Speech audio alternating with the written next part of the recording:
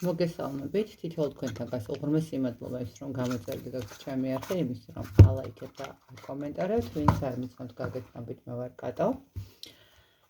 დღეს მინდა გავაკეთო ესე იგი იმ გაშლებიდან, რომელიც თქვენ შემომთავაზეთ სამკუთხედ ურთიერთობასთან დაკავშირებით. მოდით ვნახოთ სამკუთხედი ურთიერთობა. რა იქნება, როგორ იქნება პარტნიორი და სხვა ადამიანთან კიდევ მიმართებაში, ხო? მოდით ვნახოთ თქვენი ენერგიები, თქვენ რა ენერგიებში ამოდიხართ. უბრალოდ ნახეთ, თქვენთვის უფრო მარტივი რო იყოს, მე მგონი ესე ჭობია, რომ ერთი პარტნიორის ენერგიები წავიკითხოთ, ადამიანის, ვისაც ჩაფიქრებული გაქვთ და ვინც არის ორ ადამიანს შორის და მეორე ადამიანის ენერგიები, რომ მიხვდეთ თქვენი ენერგეტიკული მდგომარეობით, რომელი მხარე არის თქვენზე და რომელი მხარე უფრო რეზონირდება, ხო? მოდით, პირველი პარტნიორის ენერგიები.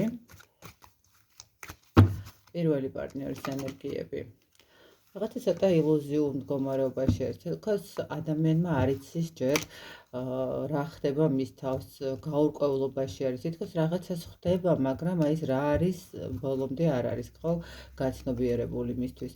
ეჭვიანობის მდგომარეობაში არის, რაღაცა სულ ჩაკირკიტებულია, შეიძლება ითქვას სიტუაციებთან მიმართებაში, ყველაფერზე ღიზიანდება, ყველაფერს რაღაცა ეჭვის თვალით უყურებს, ხო?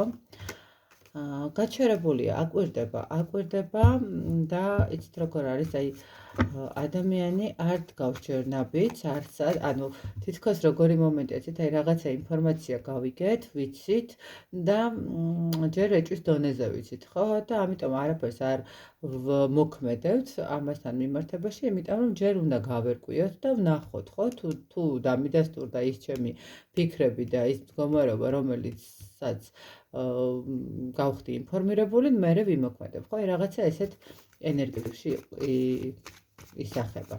კარგით, ადამიანი, რომელიც ორ ადამიანს შორის არის, ის რა ენერგიებში იმყოფება?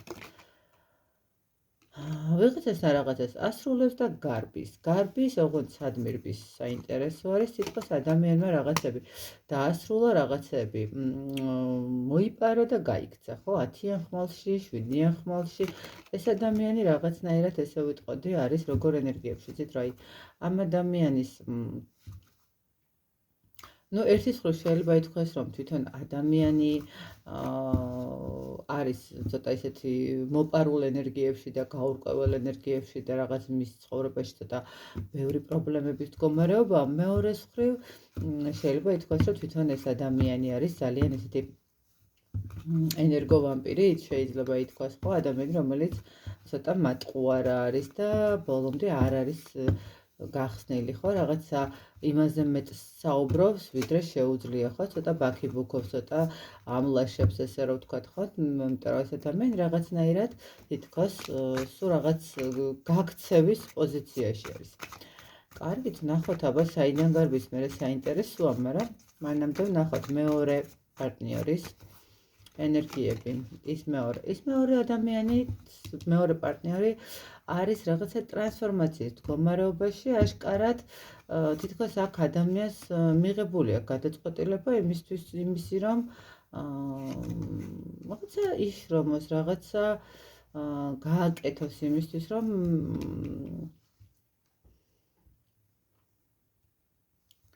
შეცვალოს მდგომარეობა.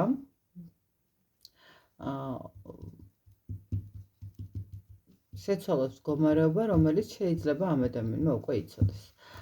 ნახეთ, როგორ მომენტი არის, შესაძლებელია, რომ ამ ადამიანმა უკვე იცის, რომ რაღაც სამკუთხედ სიტუაციაში არის და შესაბამისად ცდილობს, რომ ყველაფერი გააკეთოს და იმოქმედოს, რომ ურთიერთობა სხვა ტალღაზე გადაიყვანოს, სხვა ეტაპზე გადაიყვანოს, რაღაცა შეცვალოს ამ ურთიერთობაში, გააკეთოს რაღაცა ისეთი, რაც ამ ადამიანს, აი ამ პარტნიორს, რომელიც მობრძანდა, სხვანაირად გადაადგმევინოს ნაბიჯები, ხო?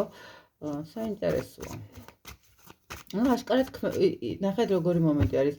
აქეთ თუ ადამიანმა რაღაცა ინფორმაციულად იცის სიტუაციების და ვერ მოქმედებს და ჯერ რაღაცა ეჭვის დონეზე არის, იქეთ უკვე დარწმუნებული არის ადამიანი, რომ ყველაფერი ესეა და ეხლა მე თქვენ განახებთ ერთ და თვითონ ეს ადამიანი ვინც მოვიდა სასაუბროდ ვისკენ რაც გააკეთებს ამ ორ პარტნიორს შორის რომ არის და ორ სკამზე ცდილობს დაჯდომას, ეს ადამიანი აშკარად რაღაცნაირად ცოტა ისეთ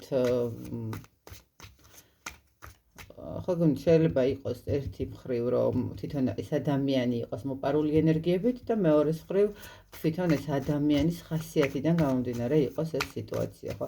მოდით აბა ესე კონკრეტულად ვკითხოთ, ეს მდგომარეობა ამ ადამიანის რას გვიჩვენებს, რას თქმა უნდა.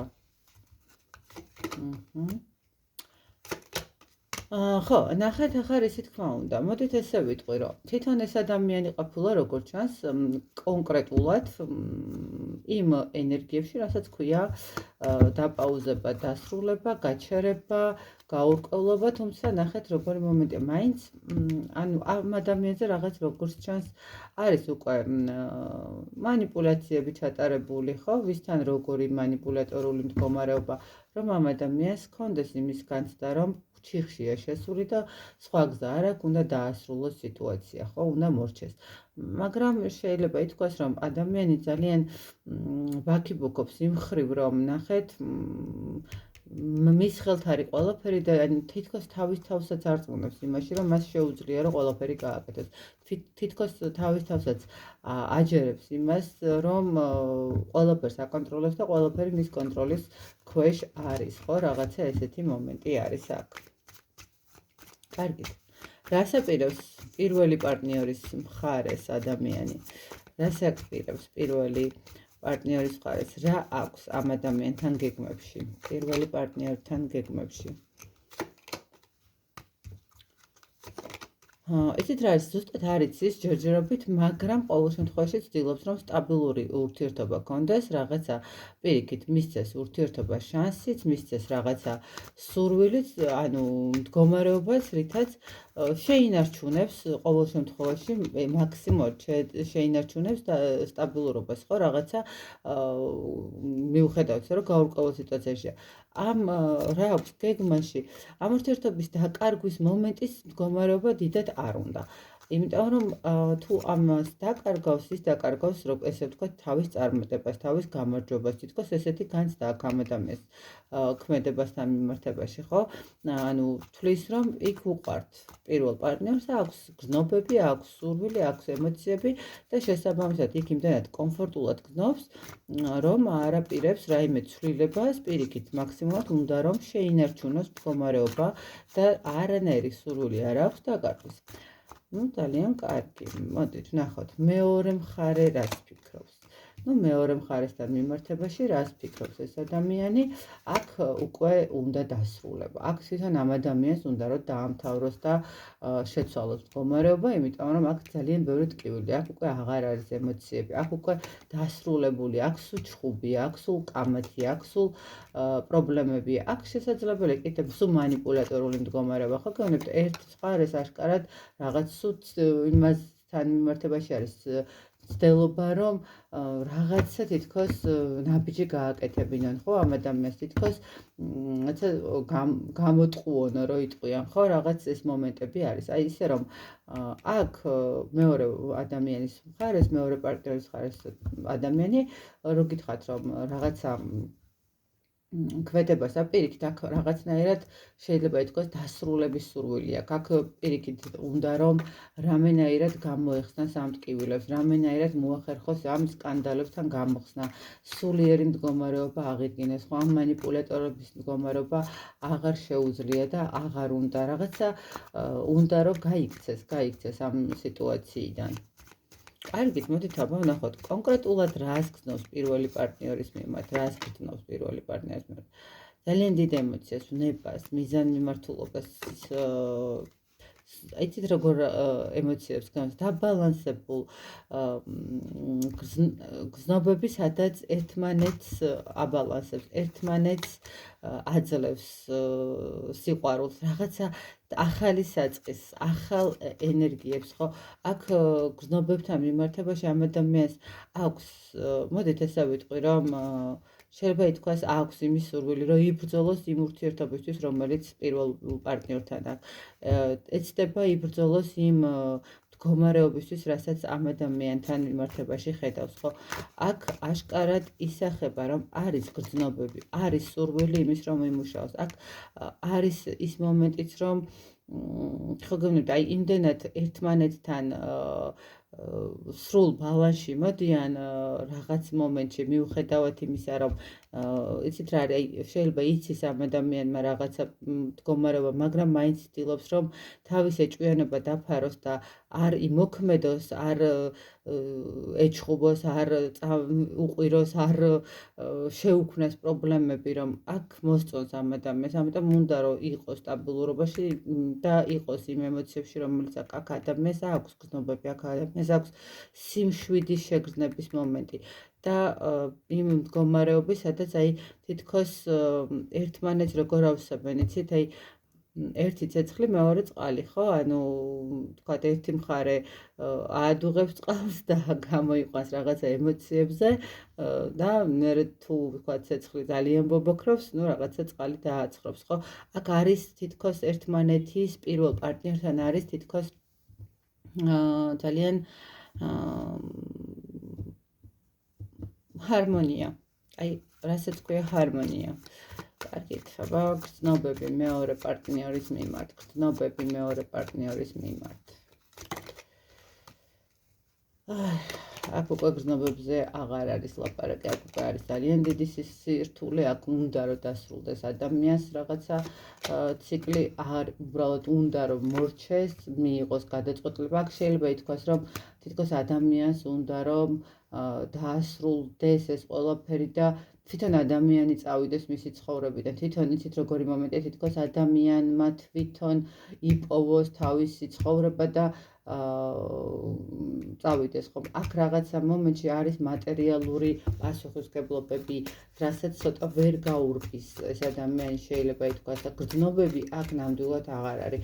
აქ პირიქით, აქ არის შესული სიტუაცია იმდენად ჩიხში, რომ და იმდენად სირთულეში, რომ ადამიანის უცდილობს, რომ რამენაირად გაერიდოს, რამენაირად გაეცალოს, ხო? აი, თითქოს იმასაც კი ეუბნება შეიძლება, რომ შენ ანუ მე შენი ღირსი არ ვარ, შენ იმდენად კარგი ხარ და შენ იმდენად მნიშვნელოვანი ხარ და შენ იმდენად რაღაცა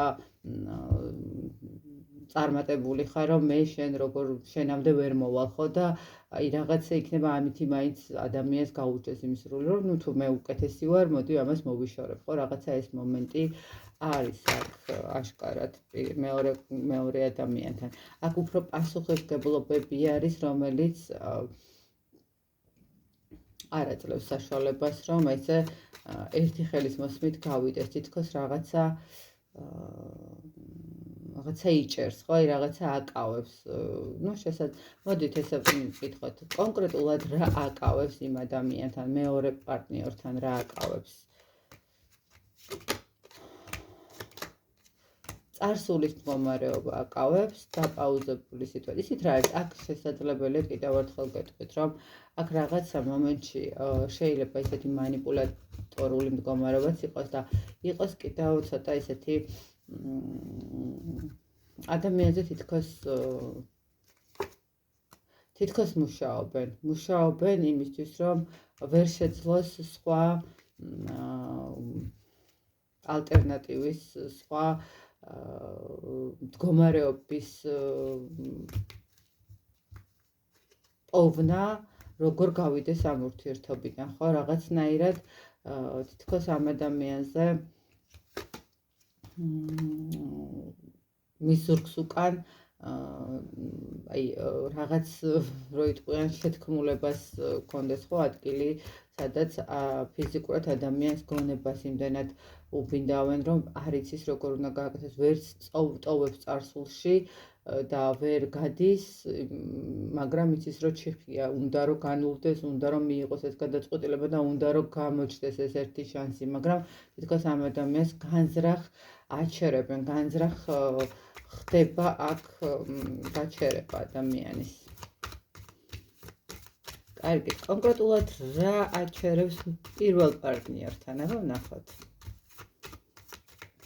მეორე პარტნიორსაც ხო აინტერესებს, ვინც ამოიცნო თავი, პირველ პარტნიორთან რა აჩერებს. აქ აჩერებს აი ემოციები, აქ აჩერებს სიმსუბუქე, აქ აჩერებს, არ ვიცი ხო, ოჯახი, ну კონკრეტულად ხა თუ ოჯახი არ არის, აქ აჩერებს ის ოჯახური მდგომარეობა, ის იდეალური ურთიერთობა, ის სიყვარული, რომელიც ამ ადამიანს გააჩნია პირველ პარტნიორთან. ესე ვიტყოდი, რომ პირველ პარტნიორთან ადამიანი აბსოლუტურად სრულებით ბედნიერების ამსახველ მდგომარეობას გვაჩვენებს, ხო? აქ ურთიერთობა აშკარად ძალიან